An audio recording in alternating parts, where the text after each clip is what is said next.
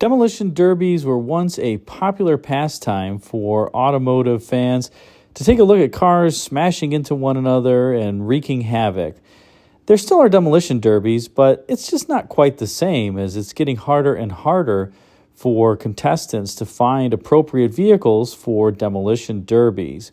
But back in the day, there were a number of top cars that individuals sought after if they were going to enter a vehicle in a demolition derby. And we're going to talk about what I think is the most robust car that ever was to hit the demolition derby circuit. And that is the 1964 to 1966 Imperial by Chrysler. And yes, by the way, I did say the Imperial by Chrysler, not the Chrysler Imperial. That is because Imperial was its own make during this time for Chrysler. And 1966 was really the last year, I would say, of the true Imperials. And why do I say that? Well, after 1966 and beginning with the 1967 model year, Imperials really became increasingly more of gussied up Chryslers, more or less. But before that, they had a lot of special content associated with them that was different from the regular Chrysler lineup. And quite a bit of it actually helped these vehicles perform well in demolition derbies and also got them banned from them because they performed so well. Let's talk more about this 64 to 66 Imperial.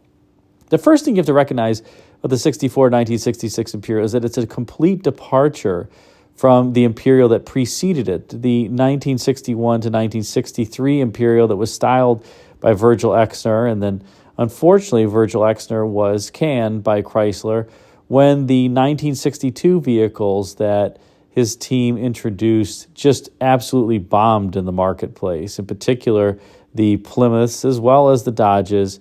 They were so, let's just say, unconventional in their styling. Take a look at this Plymouth from 1962, and while some people love it, I have to say it is not something that is for everyone. In any case, Exner was fired for the fall in sales that was associated with these vehicles, and Chrysler brought in a new chief designer, Elwood Engel, from Ford Motor Company. Now, Engel would work on a number of vehicles during his time at Ford, and actually there's a whole backstory to Engel and his association with George Walker at Ford. And George Walker and his team, including Elwood Engel, were actually some of the designers who designed the 1949 Ford, one of the great designs of all time and a revolutionary design for the time. Especially take a look at this 1949 Ford and then take a look at a pre-war Ford here, and you can see an extreme difference between them in the styling. In any case, Engel did not get the top styling job at Ford Motor Company after George Walker retired, and thus he bolted for Chrysler. And the 1964 Imperial is really the first high-end luxury car that Engel designed while he was at Chrysler. And it has quite a few Ford-esque, well, let's just call it styling cues. Take a look, for instance, at this picture of a 1961 Continental. And this was a vehicle whose design Engel led. And you notice that, especially for the time, remember, this was a time when cars had huge fins and flamboyant body-side sculpture. The 61 Continental is really the antithesis of all that. It just typifies simplicity in so many ways. There are really no fins, so to speak of. The body sides are relatively flat, but with this beautiful curvature at the top. And the car, despite it not having the over-the-top fins of the late 1950s vehicles, just has a stately elegance and such a pure design. It's really hard not to think that it's one of the best designs, frankly, of the 20th century. Now, look at this 1961 Continental and then take a look at this 64 Imperial. And you'll notice that it has some similar design cues. It, again, is very plain compared to the 1961 to 63 Imperial. And at the same time, it even has, if we look out back here, this Continental-style spare tire hump and a very formal roofline. And, as I mentioned, kind of, well, let's call it somewhat slab-sided body side sections. So it's very similar to the 61 Continental, and that's because the chief designer, frankly, for both vehicles was the same. So that's a little bit about the design of this 64 to 66 Imperial. But what makes them great demolition derby cars? Well, remember that I said that these were the last of the true Imperials. And what do I mean by that? Well, 1967, the Imperial transitioned to being a unibody car like the other Chryslers at this point. Up until and through the 1966 model year, Imperials were full-frame vehicles. And as a consequence, they were significantly different from the unibody Chryslers. And 66 was the last year that was true. Now, many full-frame cars have been produced over the years. So what makes this 64 to 66 Imperial so special? Well, take a look underneath and take a look at the frame and the beefiness of it, its overall size and heft. I think this has got to be the strongest frame, certainly on a period vehicle that I've seen, and, well, even on vehicles before or since. Super beefy, super rugged, and this is one of the things that makes these Imperials so great in demolition derbies. You have this rugged frame, and then there's some other factors that also make it great. Take a look here at the frame that's sitting behind the bumper.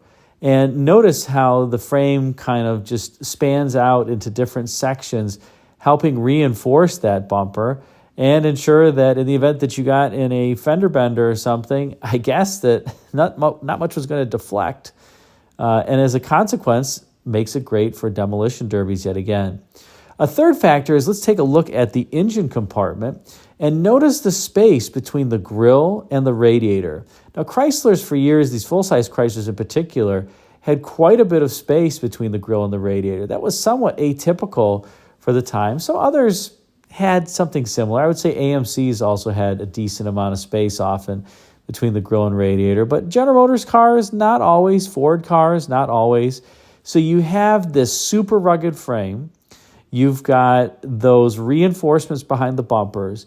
You have a tremendous amount of distance between the grille and the bumper.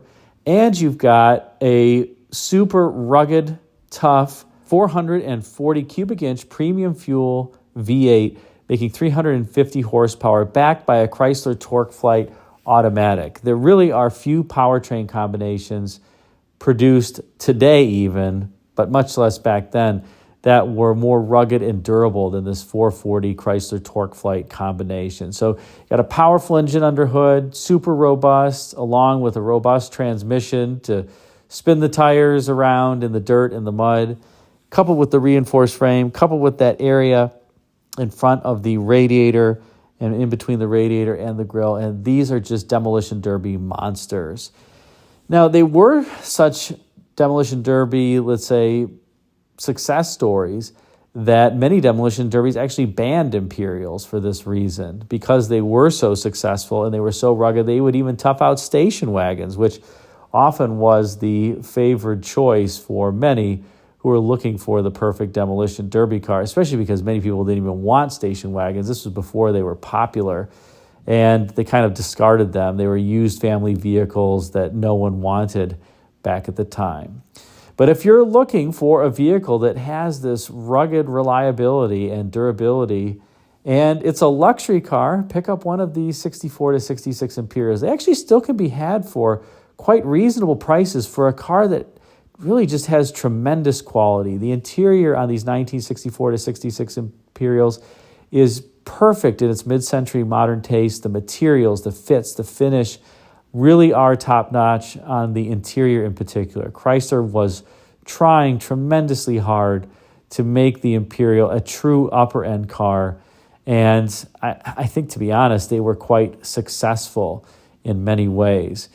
One little tidbit that's interesting, the 1964 model year is the only one with the TorqueFlite push-button transmission. By 1965, Chrysler gave up on that particular technology and went to the standard column shifter. Boo-hoo for the Mopar fans. You lost your touch-button transmission there, but oh well, the car was still the same with that great 440 underhood. And again, these cars have such a quality to them, and you'll also notice that they are extremely quiet when driving, owed to that full frame, a lot of rubber isolators between the frame and the body, And again, just overall great construction.